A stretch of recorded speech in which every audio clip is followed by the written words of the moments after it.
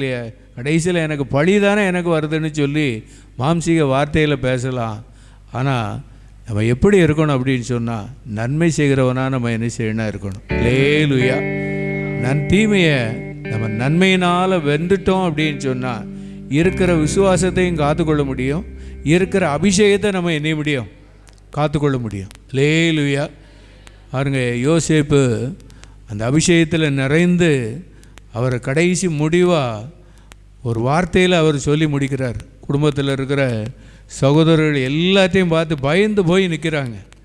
அவங்க சகோதரர்கள்லாம் எப்படிப்பட்ட சகோதரர்களாக இருந்தாங்கன்னா, எப்படியாவது குழியில் போட்டு என்ன செஞ்சிடணும், சொப்பனத்தை ஓச்சிடணும், அந்த சட்டை நல்ல அழகான சட்டையெல்லாம் என்னஞ்சிடணும், சகதியாக்கி முடிச்சிடணும் அப்படின்னு நினச்சாங்க. அதை அவர் ரத்தின சுருக்கமாக அவர் என்ன செய்கிறார்னா சொல்லுகிறார். அல்லேலூயா.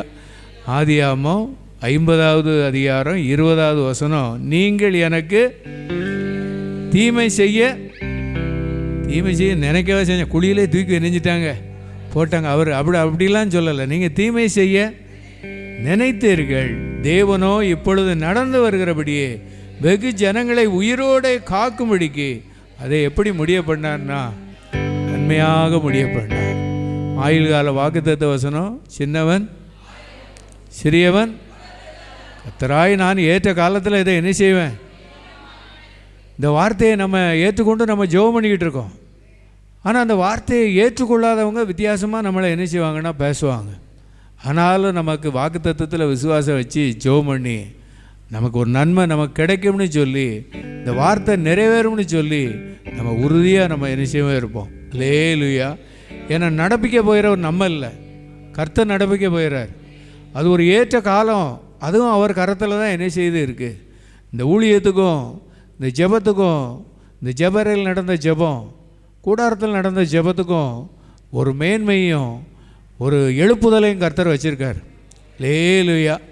அதுக்கு தான் ஜெப குறிப்பாக என்ன ஜெபம் பண்ணோம், வாய் எப்படி தெரியணும்.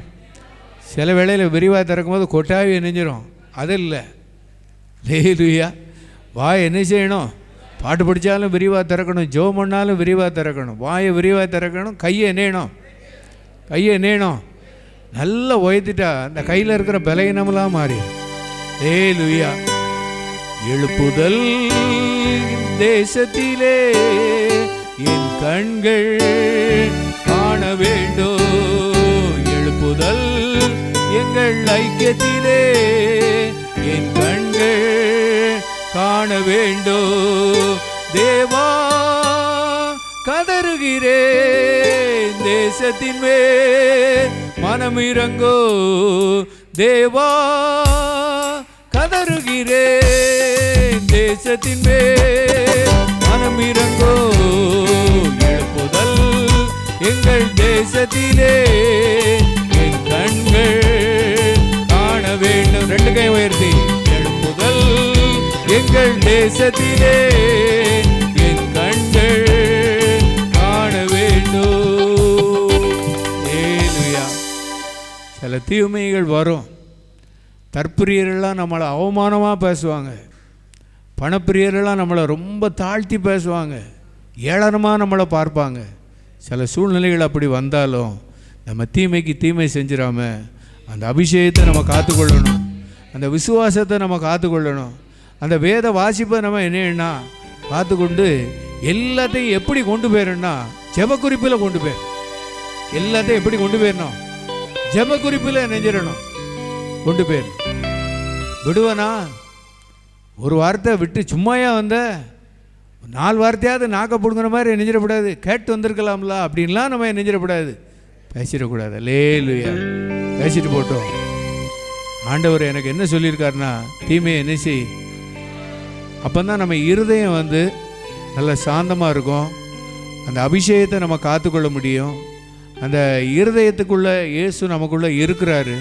இந்த ஆவியானுடைய நடத்துதலை நம்ம என்ன செய்ய முடியும்னு அறிந்து கொள்ள முடியும். அல்லேலூயா. அந்த கடைசி காலம் எப்படி இருக்கும்னா, ஊழியம் செய்கிறோம், நல்ல வேலை செய்கிறோம், நல்ல ஜெபம் பண்ணுறோம், இப்படிப்பட்டவங்களுக்கெல்லாம் நன்மையை மட்டும்தான் கிடைக்கும் அப்படி இல்லை. சில தீமைகள் தற்பிரியர்கள் மூலமாயும் பணப்பிரியர்கள் மூலமாயும் வரும். ஆனாலும் நம்ம விசுவாசத்தை காத்துக்கொள்வதற்கு நம்ம என்ன தான் செய்யணும்னா, நன்மை தான் செய்யணும். ஒரே ஒரு வசனத்தை வாசித்து சாட்சிக்குள்ளே கடந்து போவோம். மத்தேயு 5வது அதிகாரம் 44வது வசனம். நான் உங்களுக்கு சொல்லுகிறேன், உங்கள் சத்துருக்களை சிநேகியுங்கள், உங்களை சபிக்கிறவர்களை, உங்களை பகைக்கிறவர்களுக்கு நன்மை செய்யுங்கள், உங்களை நிந்திக்கிறவர்களுக்காகவும் துன்பப்படுத்துகிறவர்களுக்காகவும்.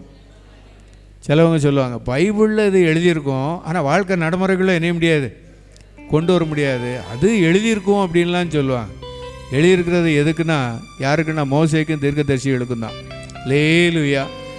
தேவ ஆவியினால் கர்த்தர் நம்மளை நிரப்பும்போது நமக்கு பகைக்கிறவங்க, நிந்திக்கிறவங்க, துன்பப்படுத்துகிறவங்க, நம்மளை சபிக்கிறவங்க, நம்ம சத்துருக்கள் எல்லாம் கர்த்தர் இந்த கிருபைக்குள்ளே என்ன செய்வார்னா கர்த்தர் நம்மளை நடத்திடுவார். லேலுயா.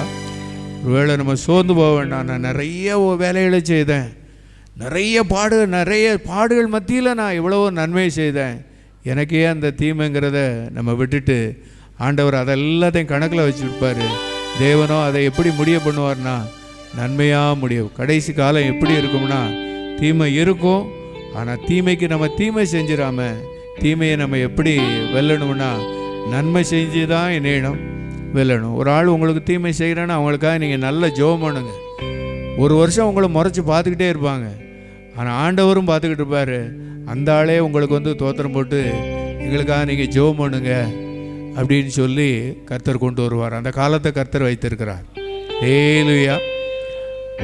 கண்களை மூடி எல்லாரும் ஸ்தோத்திரம் பண்ணி ஜெபம் பண்ணுவோமா? தீமையினாலே வெல்லப்படாமல் தீமையை நன்மையினால வெல்லும். நான் நிறைய வேலைகளை செய்தோம் அப்படின்னு சொன்னால் நெகேமியா மாதிரி ஜெபம் பண்ணிடணும். எனக்கு நன்மை உண்டாக என்னை நினைத்தருளும், இப்படி ஜெபம் பண்ணிடணும். கர்த்தர் நம்ம நினைப்பார். ஆமே, நம்ம ஸ்தோத்திரம். எவ்வளவோ நன்மை செய்தேனே, எனக்கு என்ன கிடைக்கல, உலகத்தில் எனக்கு எல்லாரும் என்னைய வித்தியாசமாக தான் பார்த்தாங்க, எனக்கு தீமை தான் செய்தாங்க.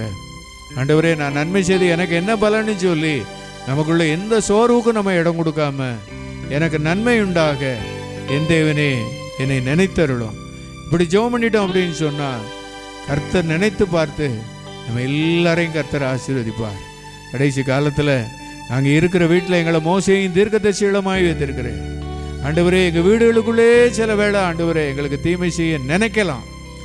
அன்னைக்கு யோசேப்புக்கு சகோதரர்கள் தீமை செய்த நினைத்தார்கள். நம்ம கவலைப்பட வேண்டாம், அவங்களுக்கு நன்மையே செய்வோம், நன்மையே செய்வோம். கர்த்தர் அதை நன்மையாக முடிய பண்ணுவார். அந்த ரிசல்ட்டையும் நம்ம பெற்றுக்கொள்ளணும், அந்த ரிசல்ட்டையும் பெற்றுக்கொள்ளணும். கடைசி காலம் இப்படி இருக்கும். ஆனால் மோசேயின் தீர்க்கதரிசிகளாகி நாங்கள் நீர் எங்களுக்கு தந்த விசுவாசத்தையும் தேவ ஆவியையும் அபிஷேகத்தையும் காத்துக்கொள்ள பரிசுத்த ஆவியானவர் உதவி செய்வீராக. இயேசு மூலம் ஜெபங்க எழுப்புதாவே. ஆமென். அல்லேலூயா. சாட்சி வேளை ஊழிய பகிர்மானம். இந்த அபிஷேக ஜெபம் எனக்கு ஒரு பலனாக இருந்துச்சுன்னு சொல்லி உங்களுக்குள்ள ஆவியானவர் உணர்த்தினா முன்னால் ஒரு வாக்கியத்தில் சொல்லிட்டு போயிடலாம். அல்லேலூயா. இந்த அபிஷேக ஜெபத்தில் ஜெப வேளை, நல்ல ஒரு பாடல் வேளை, வசனத்தினுடைய விளக்கங்கள் எனக்கு நல்ல ஒரு பலனாக இருந்துச்சு. என் ஆத்மாவில் இருக்கிற சோர்வு மாறிச்சு, என் இருதயத்தில் இருக்கிற அந்த இருள் மாறிச்சு அப்படின்னு சொல்லி உங்களுக்குள்ள யாராவது ஒரு ஏவுதல் இருந்ததுன்னா இங்கே முன்னால் சாட்சி சொல்லி அந்த ஊழிய பகிர்மானத்தை பகிர்ந்து கொள்ளும்படியாக உங்களை அன்போடு கேட்டுக்கொள்கிறேன். வாங்க. ஆமென். ஸ்தோத்திரம், ஸ்தோத்திரம், ஸ்தோத்திரம். இந்த அபிஷேக ஜெபம் எனக்கு நல்ல பலனாக இருந்துச்சு ஆண்டவரே. ஆமென். ஆண்டவருடைய நாமத்தை மகிமை. கர்த்தர் உங்களுக்கு ஒரு பந்தியை ஆயத்தப்படுத்தியிருக்கார். அவரை உயர்த்தணும் அப்படின்னு சொன்னால் இன்னும் நம்மளை அபிஷேகம் பண்ணுவார், இன்னும் நம்மளை நிரப்புவார். வாங்க. இந்த ஜெபமாக இருக்கலாம், இல்லை போன மாதத்தில் நடந்த ஊழியங்களில் கர்த்தர் என்னை நல்லா நடத்தினார். ஆமென், ஆமென். என் வாய் நல்லா திறந்து ஜெபம் பண்ணேன், என் கைகளை உயர்த்தி என்னைங்க உயர்த்துங்க. ஆமென். இத்தனை பேரும் சாட்சி விளையாச்சு. ஆண்டவரே, கை உயர்த்ததுக்காக நான் ஜெபம் பண்ணேன், என் கையை நான் நல்லா உயர்த்தி இருக்கிறேன். ஆமென். வாய் திறந்து ஜெபம் பண்ணு சொல்லி என் வாயை திறக்கன்னு சொல்லி கேட்டேன், என் வாயை நீ நல்லா திறந்துருக்கிறேன். ஆமென். ஸ்தோத்திரம், ஸ்தோத்திரம். இந்த அபிஷேக ஜெபம் எனக்கு என்ன பலனாக இருந்துச்சுன்னு சொல்லி முன்னால் சாட்சி சொல்லலாம். ஆமேன். ஸ்தோத்திரம் ஸ்தோத்திரம். எபனேசர் வாரியா வா, உன் பேரையும் ஊரையும் சொல்லிட்டு போ, ஓடியா சீக்கிரம் வா. ஆமேன். ஸ்தோத்திரம் ஸ்தோத்திரம். பைபிளோட ஆமேன் ஆமேன். ஸ்தோத்திரம் ஸ்தோத்திரம். எல்லாம் ஸ்தோத்திரம் பண்ணுங்க. ஆமேன். ஸ்தோத்திரம். ஆமேன். ஸ்தோத்திரம். ஆமேன். பேர் ஊர், இந்த ஜெபம் உனக்கு எவ்வளோ பலனாக இருந்துச்சு? என் பேர் எபனேசர் சுந்தர் சிங், ஊத்துமலையில் இருந்திருக்கேன். நாங்கள் செபிக்கும் போதே நான் உள்ள ஒரு வல்லமை உணர்ந்தேன். நல்லா கண்ணீரோடு செபித்தேன். ஆண்டவர் எனக்கு ஒரு அபிஷேகத்தினால் நிரப்ப உணர்ந்தேன். ஸ்தோத்திரம். ஆமென். ஹல்லேலூயா. பேர் ஊர் ஜெபிக்கும் போது ஆண்டவருடைய வல்லமையை நான் என்னஞ்சேன், அவருடைய பிரசன்னத்தை விரும்புகிற யாவருக்கும். ஹல்லேலூயா. அவ்வளோதான், வேற வாங்க. ஆமென். ஸ்தோத்திரம் ஸ்தோத்திரம் ஸ்தோத்திரம். ஆமென். ஸ்தோத்திரம் ஸ்தோத்திரம். ஆமென். மோசேயின் தீர்க்கதரிசின்னு சொல்லும்போது எவ்வளோ ஒரு அற்புதமாக இருந்துச்சு. ஹல்லேலூயா. அருளை நான் கை தூக்கியாச்சு. ஹல்லேலூயா. ஊரில் நமக்கு என்னென்ன பேரலாமோ நமக்கு வச்சுருக்கலாம். ஆனால் கர்த்தர் ஐக்கியத்தில் நமக்கு என்ன சொல்றார்? நம்ம யார்? மோசே தீர்க்கதரிசிகள். ஆமென்.